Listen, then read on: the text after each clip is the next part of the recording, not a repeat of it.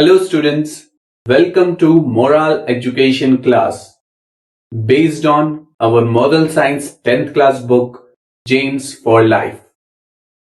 This session will be based on lesson number 9, Love Nature and Live Long.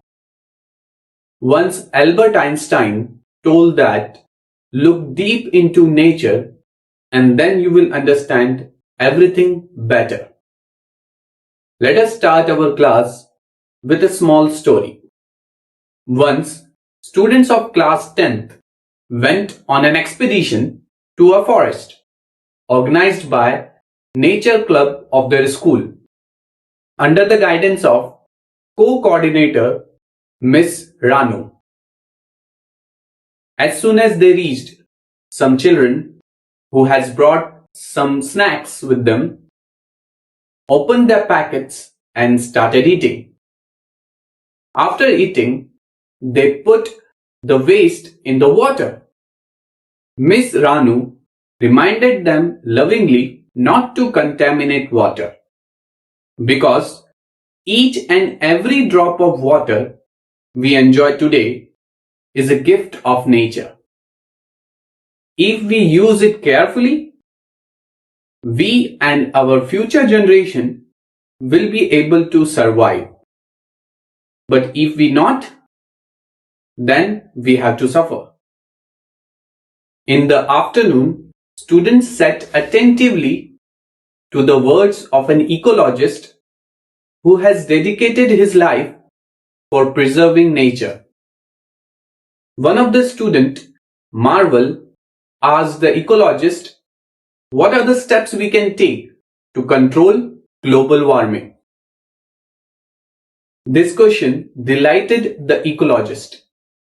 He answered, in 21st Conference of United Nations Framework Convention of Climate Control, UNFCCC,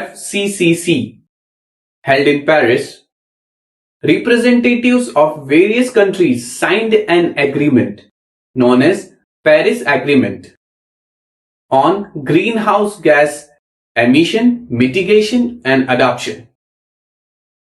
The Paris Agreement is the historic turning point in the goal of reducing global warming and reminds us how urgent and serious is the issue of climate change. Carbon dioxide is the biggest enemy of the climate.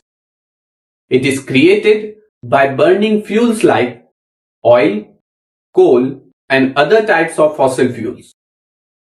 It is being created using vehicles as well as mobile phones. Though we can't stop the emission of carbon dioxide, but we can very well reduce it and thus stop or reduce global warming. Ecologist gave some useful tips to the students to adopt a responsible lifestyle, a reasonable way, which in turn will reduce global warming. Speak and spread awareness to your friends, family, and neighbors about the need for saving the environment. Maximize the use of solar energy for your house utilities. Choose energy efficient appliances when you purchase a refrigerator or washing machine. Grow veggies yourself in the backyard. Let the preservative usage be reduced radically. Grow agricultural crops in the barren lands. Discourage use of dangerous pesticides. Replace CFL light bulbs with LED bulbs, which reduces electricity consumption. Keep your surrounding clean. Reduce the use of plastic items. Do not litter the surroundings. And try to collect waste in separate bins. Promote afforestation. Use public transport facilities as far as possible for traveling. Before concluding, the ecologist introduced one more person to the students. Callan Pokkudan, the mangrove man of India. He was born into a poor Dalit household in Kerala. Callan had to drop out of school at an early age due to financial difficulties and grew up working as a farmhand along with his parents.